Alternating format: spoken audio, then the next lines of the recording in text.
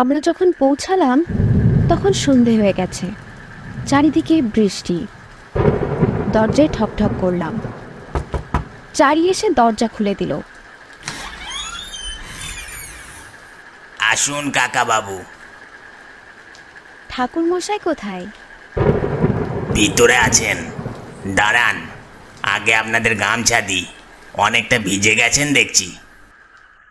আমি আর কিশোরী গা মুছে ভিতরের দিকে গেলাম।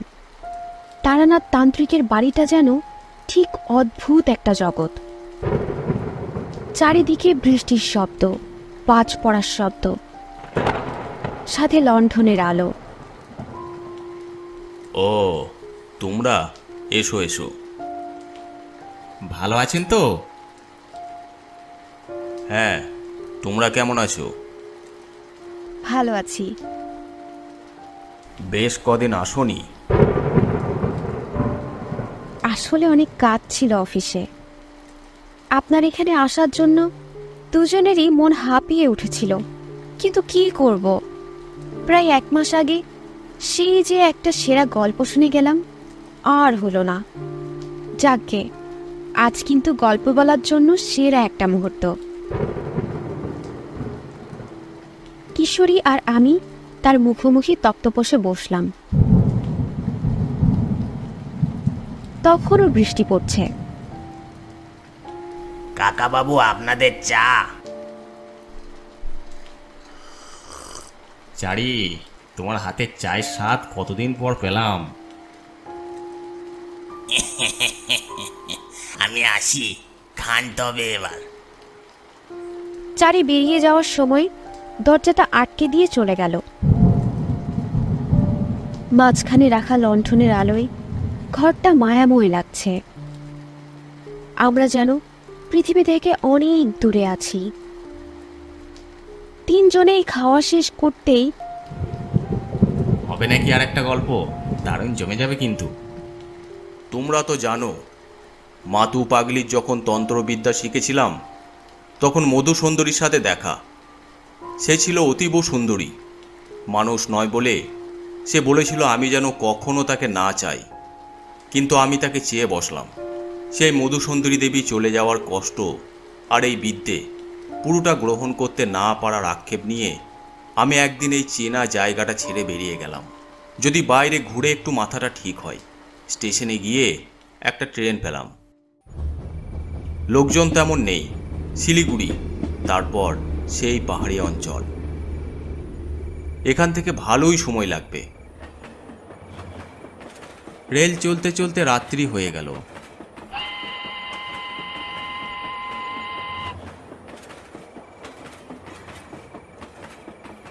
রাতের দিকে ঘুম ভেঙে যেতে দেখি ভালোই রাত।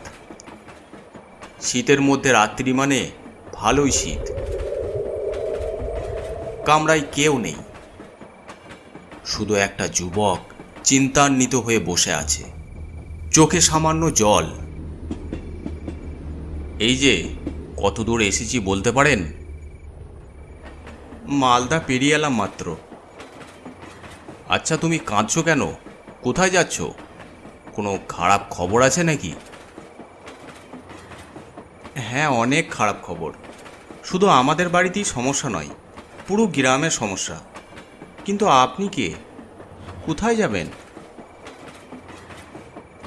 আমি তারানাথ চক্রবর্তী, কলকাতা থেকে এসেছি।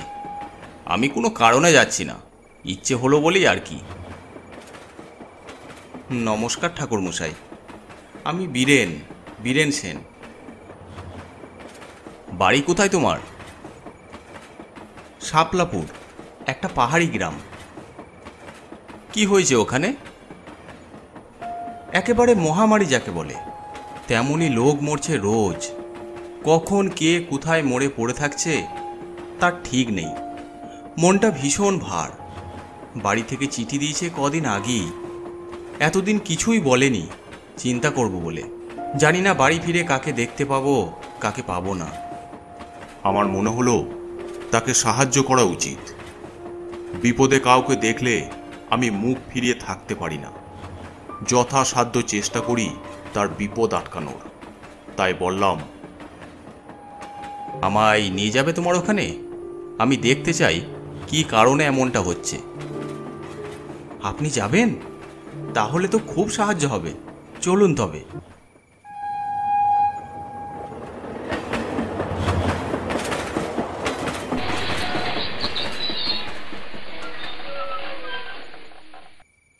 আমরা দুপুরের দিকে পৌঁছালাম স্টেশনে।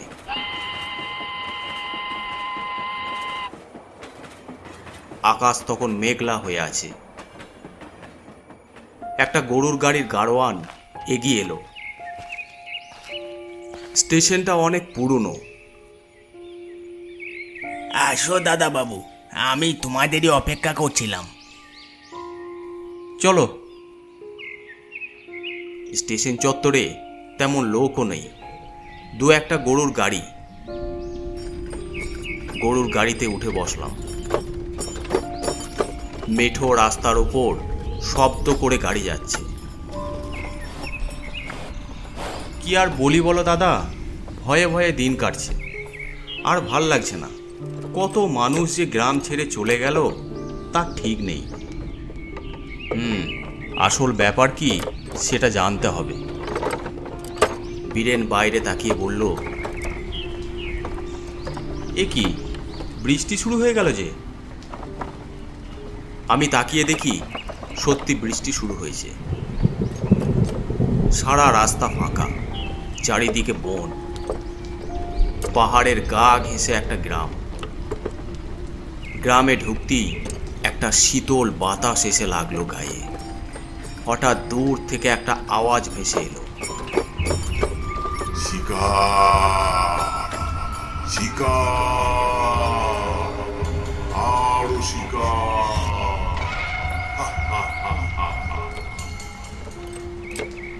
আমি এদিক ওদিক তাকিয়ে দেখলাম। ওদের দুজনের হাবভাব দেখে মনে হলো ওরা কিছুই টের পায় না। আমি সব কিছু টের পাই বলি কি এমন লাগছে? গ্রামটা বেশ সুন্দর, চারিদিকে পাহাড়, তার উপর বৃষ্টি পড়ছে।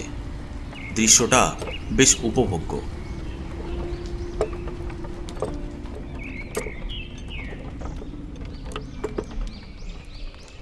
যাই হোক, গাড়ি থেকে নেমে বীরেনদের বাড়িতে ঢুকলাম। বীরেন বাড়ির সবার সাথে আমার পরিচয় করিয়ে দিল। মা, বাবা, তার বউ বেলি, তার ছোট্ট পুত্র।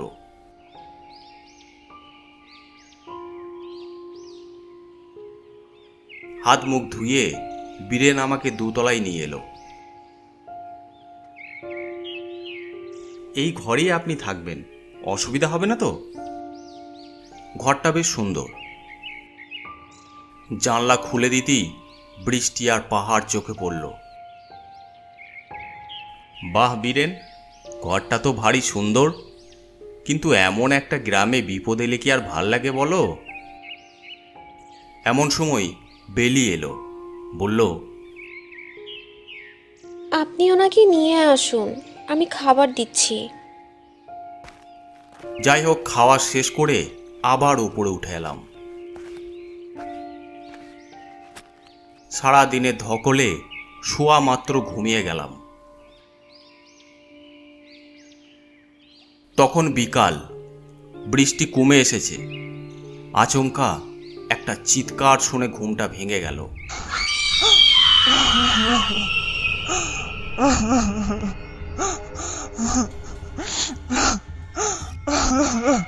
ধড়ফড় করে উঠে বসলাম। উঠে দেখি চারিদিক অন্ধকার। আমি উঠে হাতড়ে হাতড়ে জানলার কাছে এসে দাঁড়ালাম। তখন সন্ধে হয়ে গেছে। অমনি দেখি লণ্ঠন নিয়ে এগিয়ে আসছে বীরেন।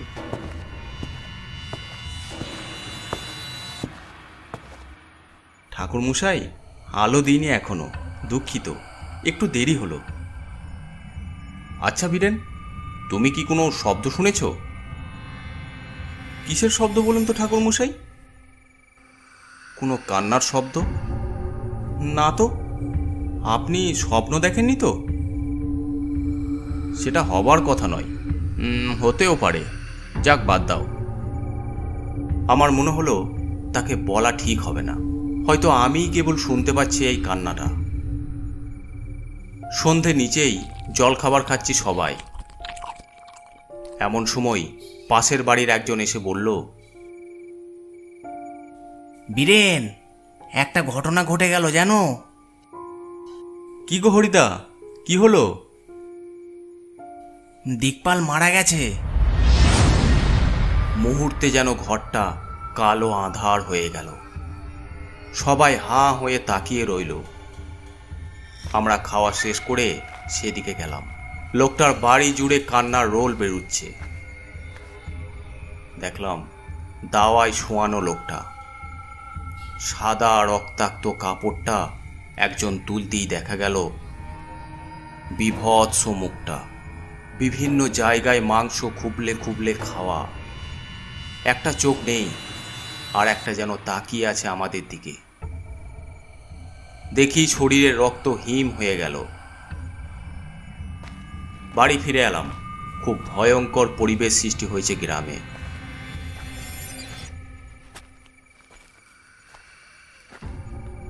রাতে কিছুতেই ঘুম হলো না। সব কিছু মাথার মধ্যে গোলমাল পাকিয়ে গেল। পরদিন বীরেনের সাথে গ্রামটা ঘুরে দেখলাম। বড় গ্রাম, সব কিছুই প্রায় আছে গ্রামে। বিকেলের দিকে ঘরে আছি, এমন সময় আর একটা চিৎকার ভেসে এলো।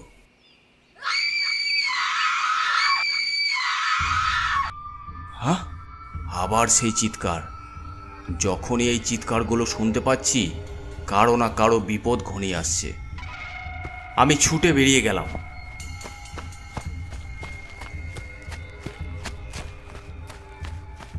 গ্রামের মুখে আসতেই দেবী দুর্গার মন্দির দেখতে পেলাম।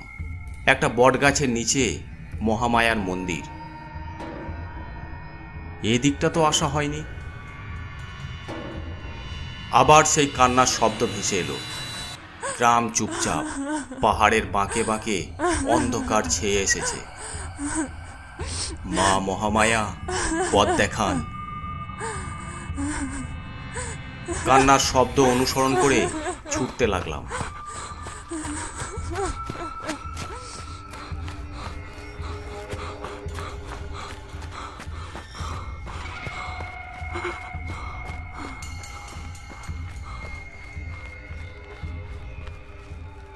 এক সময় পাহাড়ের জঙ্গল ভেদ করে গ্রামের শেষের দিকে একটা বাড়ির সামনে এসে থামলাম। একজন গ্রাম্য বধূ ছটফট করছে। তার সামনে একটা কালো বীভৎস মূর্তি। বীভৎস মূর্তিটা অট্ট হেসে এগিয়ে চলেছে। বধূটি ছুটে পালাতে গিয়ে মাটিতে আছড়ে পড়ল। আমি মা মহামায়ার নাম স্মরণ করে মন্ত্র পড়তে শুরু করলাম। তারপর হাতের মুঠো সেদিকে ছুঁড়ে দিলাম।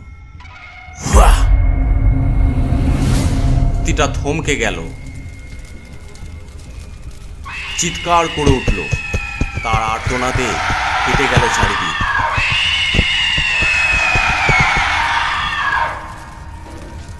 গ্রামের লোকজন সেই আর্তনাদ শুনে ছুটে এলো, আর বীভৎস সেই ক্রোধটা হঠাৎ অদৃশ্য হয়ে গেল। বধূটি আমার পায়ের কাছে পড়ল। ঠাকুরমশাই, আজ আপনি না থাকলে কি যে হতো।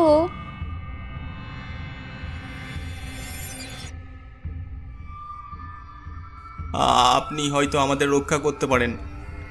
আমাদের সাহায্য করুন ঠাকুর মশাই। আমাদের সাহায্য করুন ঠাকুর মশাই। আপনি হয়তো আমাদের রক্ষা করতে পারেন। আমাদের সাহায্য করুন ঠাকুর মশাই। আমি যথাসাধ্য চেষ্টা করব। বীরেনের বাড়ি ফিরতেই বীরেন আমার সামনে এসে দাঁড়ালো। জমিদার মশাই খবর দিয়েছেন আপনাকে তার বাড়ি যেতে হবে। চলুন, আপনাকে নিয়ে যাই। আচ্ছা ঠিক আছে, চলো। গ্রামের কিঞ্চিত দূরে পাহাড়ের কোলে একটা 3 তলা পাকা বাড়ি। আমরা যেতেই এগিয়ে এলেন জমিদার নীতিশচন্দ্র মালাকার। নমস্কার। আগে জানলে আমি আপনাকে আগেই নিয়ে আসতাম। আজ শুনলাম আপনার সাহায্যের কথা। আমার মনে হয় এসবের পেছনে কোনো কারণ আছে। আপনার যদি জানা থাকে আমাকে খুলে বলুন। চলুন, ভিতরে আসুন। উনি একটু সময় নিয়ে বলতে শুরু করলেন। আসলে এসব হওয়ার পিছনে একটা কারণ আছে। একটা খারাপ মানুষের জন্য আজ আমাদের গ্রামটা শেষ হয়ে যাচ্ছে, আর আমরা কিছুই করতে পারছি না। কত তান্ত্রিক ওঝাকে খবর দিয়েছিলাম, অনেকে এসেছিল, কিন্তু কিছু করতে না পেরে ফিরে গেছে সবাই। আবার অনেকে তো ভয়েই আসেনি। আপনি অনেক সাহসী দেখে ভালো লাগলো। আসলে ভগবানের ওপর সবটাই। আমার মনে হয় তাঁর ওপর ভাত দিলে আর একটু লঘু হবে ব্যাপারটা। ভগবানের থেকে শয়তান কখনো বড় হতেই পারে না। আপনি বলুন কেন হচ্ছে এমনটা? একজন তান্ত্রিক আছে। আমাদের গ্রামের উত্তর দিকে একটা পাহাড় আছে। ওখানে কোনো লোকালয় নেই, আর না তো কেউ কখনো যায়। ওই পাহাড়ের সামনে একটা গভীর খাদ আছে। মানুষের বিশ্বাস ওই খাদের সামনে গেলেই কিছু একটা এসে টেনে নিয়ে যায় খাদের শূন্যতায়। ওখানেই একজন তান্ত্রিক এসে সাধনা শুরু করে, গুপ্ত সাধনা। উনি একদিন গ্রামে এসে বললেন, শোনো, আমি তোমাদের প্রত্যেকের বাড়ি থেকে কিছু কিছু গৃহপালিত প্রাণী কিনে নিতে চাই, যা আমার সাধনায় লাগবে। আর আমার মনে হয় এই সাধনা সম্পূর্ণ হলে তোমাদেরও লাভ হবে। এরপর তিনি প্রত্যেকের বাড়ি থেকেই গৃহপালিত প্রাণী নিয়ে গিয়ে বলি দিতে শুরু করেন।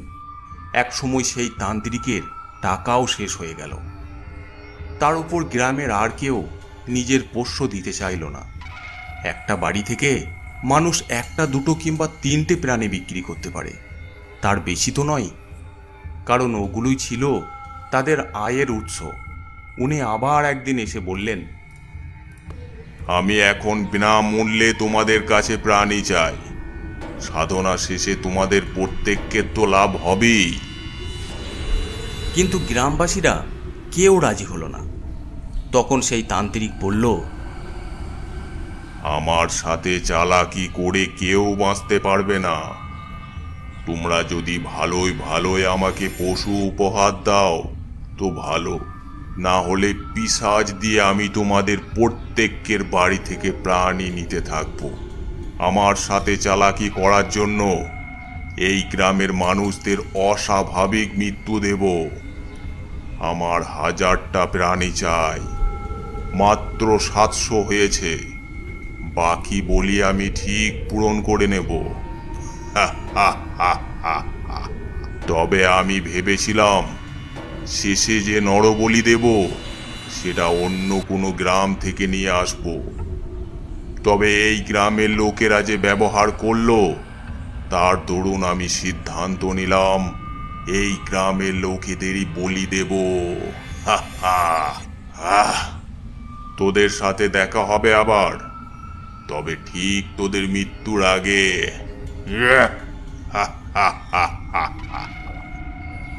গ্রামের মানুষ সব ভয়ে জড়সড় হয়ে রইল। সন্ধ্যার পর আর কেউ বাইরে বেরুতো না। এই রকমই এক মাঝ রাতে নিবারণ চিৎকার করে উঠে। তার স্ত্রী পাশে নিবারণকে দেখতে না পেয়ে বাইরে বের হয়। নিবারণ হন হন করে হেঁটে যাচ্ছে।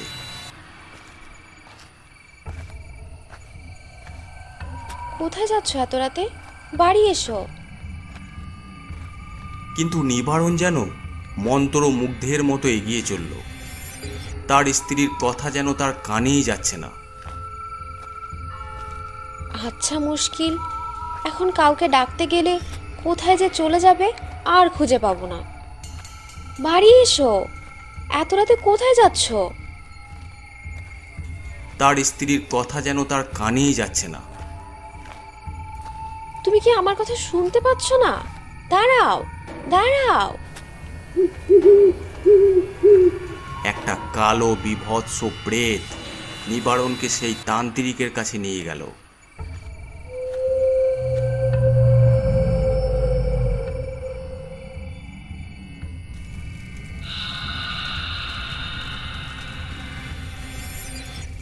এগিয়ে যাচ্ছে, আবার ছিটকে পিছনে পড়ে যাচ্ছে।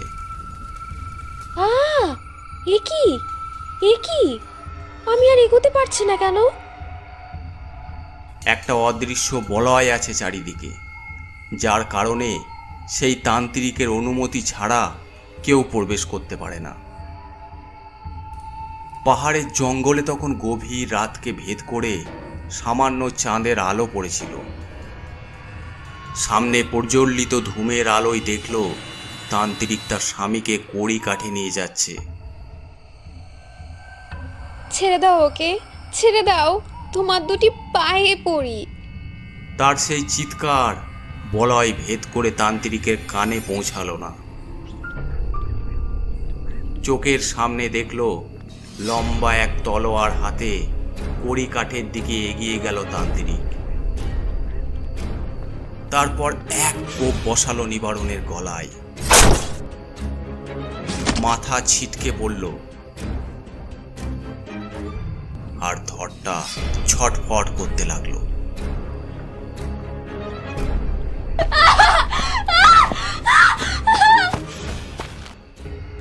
বউটি ভয়ে চিৎকার করতে করতে গ্রামে ফিরে এসে গ্রামবাসীদের সমস্ত ঘটনা খুলে বলল। এরপর মাঝে মাঝে এমন চিৎকার ভেসে আসতো, যার বাড়ির লোক সেও যেতে পারত না। জানে কিছুই করার নেই, অনেকে গ্রাম ছেড়ে চলে যাচ্ছে। যারা গ্রামের মায়া কাটাতে পারছে না, তারা এই গ্রামে পড়ে ভয়ে ভয়ে দিন গুনছে। মানুষের বাড়ি থেকে পোষ্য উধাও, এমনকি মানুষগুলোকেও এইভাবে শেষ করে দিচ্ছে। আমি তাকে আশ্বাস দিলাম, আমি মহামায়ার মন্দির দেখেছি, চলুন আজকে আর এখনই আমরা তার পুজো করি। আপনার সাহায্য লাগবে জমিদার বাবু। আমার মনে হয় প্রত্যেকবারের মতো এবারেও দেবী আমাদের পারবেন অসুরের হাত থেকে রক্ষা করতে।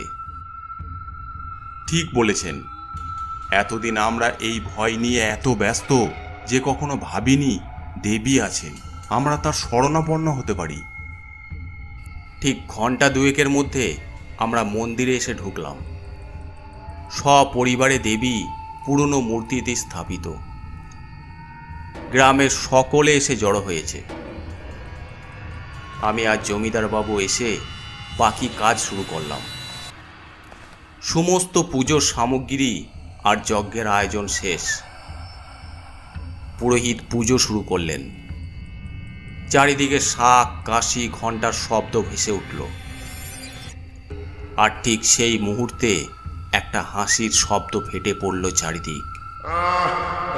আমি বাইরে আসতেই জমিদার বাবু বললেন, এই সেই তান্ত্রিক।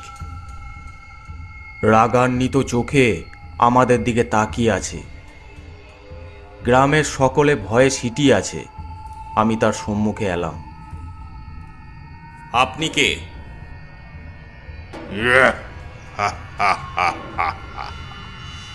আমি কে শোনার আগে এই পুজো বন্ধ কর। হবে না, মায়ের পুজো আটকানোর তুই কে? আমি কে সেটা তোকে চিনিয়ে দেব। মায়ের পুজোর ভয় থাকতে পারে কোনো অসুরের, কোনো মানুষের নয়। তুই কি অসুর? দেখ তবে, দেখ এবার আমি কি করি। এই পুজো আমি কিছুতেই হতে দেব না। পিশাচ ডেকে সবাইকে শাস্তি দেব, কঠোর শাস্তি। দেখ কি করি। এবার যজ্ঞ শুরু করব। তোর যজ্ঞের আগেই আমি শেষ করব মায়ের যজ্ঞ। আমি মন দিয়ে মাকে ডাকলাম। মা, এই লোকগুলো তোমার শরণাপন্ন, তুমি ওদের দেখো, লোকগুলোকে রক্ষা করো। তুমি তো বিভিন্ন রূপে এসেছো অসুর নিধনে। আমার বিশ্বাস আজকেও তুমি এই অসুরকে শেষ করবে। যজ্ঞ শুরু করলাম। চারিদিক মন্ত্রের শব্দ আর যজ্ঞের আহুতির গন্ধে মুশকুল। অন্যদিকে সেই তান্ত্রিকের করা যজ্ঞের জন্য বাইরে নিকষ অন্ধকারের সৃষ্টি হয়েছে। পাহাড়ে যেন রাত নেমেছে, চারিদিক ঝিঝি ডাকছে। দূরে কোথায় ডেকে উঠে সমস্বরে শিয়াল। বাদুর ডানা ঝাপটে পালায়। কিন্তু মা দুর্গার ঘরটা আলো হয়ে আছে, অদ্ভুত এক আলো। কোনো অন্ধকারের যেন সাধ্য নেই এই ঘরে প্রবেশ করার। যজ্ঞ শেষ হতেই আমি তার ভস্য দিয়ে সকলের কপালে তিলক দিলাম। তোমরা কেউ ভয় পাবে না, এখান থেকে কেউ যাবে না কোথাও। সজোরে বাতাস বইছে, কালো ছায়াগুলি এগিয়ে আসছে এদিকে, তাদের চিৎকার পাহাড়ে ধ্বনিত হচ্ছে। ঠিক এমন সময় আমরা সকলে দেখলাম মন্দির থেকে একটা আলো বেরিয়ে আসছে। উন্মুক্ত বাতাসে বেজে উঠছে মন্দিরের ঘণ্টাগুলো। সেই আলোর জ্যোতি ছায়াগুলোর সামনে যেতেই আর্ত চিৎকারের মতো চিৎকার ভেসে উঠল। নিমেষে সেগুলো ভস্ম হয়ে যেতে লাগলো। তাদের হাহাকার ছড়িয়ে গেল চারিদিকে। এতদিন যতগুলো মানুষের চিৎকার বেরিয়েছিল মৃত্যুর সময়, আজ যেন সবগুলো একত্রিত হয়ে বেরিয়ে আসছে তাদের মাঝ থেকে। সেগুলো শেষ হতেই বনের দিক থেকে আরও জোরে চিৎকার ভেসে এলো। আমরা সবাই সেদিকে ছুটে গেলাম। পথেই পাওয়া গেল সন্ধান। হয়তো যজ্ঞস্থল থেকে এইদিকেই আসছিল, কিন্তু আর আসতে পারেনি। সামনেই পড়ে আছে তার ছিন্ন ভিন্ন শরীর। মাথাটা গড়িয়ে আছে ঘাসের ওপর। চোখ দুটো দেখে বোঝা যায় মৃত্যুর আগে সে যন্ত্রণা ভালোই পেয়েছিল। আমরা ফিরে এলাম মন্দিরে। আপনি না আমাদের গ্রামে এলে এই বিপদ থেকে আমরা কখনো মুক্তি পেতাম না। সবই মায়ের হাতে। ওনার চরণ স্পর্শ করো তোমরা। গ্রামে আর কোনো আঁধার রইল না। মায়ের মুখটা ভারী উজ্জ্বল আজ। গল্পটা শেষ করে ঠাকুরমশাই একটু চুপ করে রইলেন। বাইরে বৃষ্টি পড়ছে, দূরে ব্যাঙের ডাক ভেসে আসছে। আজ কোনো তর্ক করছি না, তবে বলে রাখছি আবার শীঘ্র এসে দেখা দেব নতুন কোনো ঘটনার সাক্ষী হতে।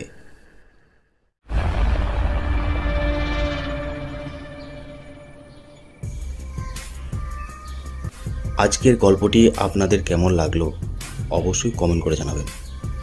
আর যদি ভালো লেগে থাকে অবশ্যই চ্যানেলটি সাবস্ক্রাইব করে দেবেন। আর আপনারা যারা গল্প পাঠাতে চান আমাদের ফেসবুক পেজে ইনবক্স করে পাঠাতে পারেন, অথবা আমাদেরকে মেল করতে পারেন। এছাড়াও আমাদের ইনস্টাগ্রাম আইডি আছে, আপনারা ফলো করে নিতে পারেন।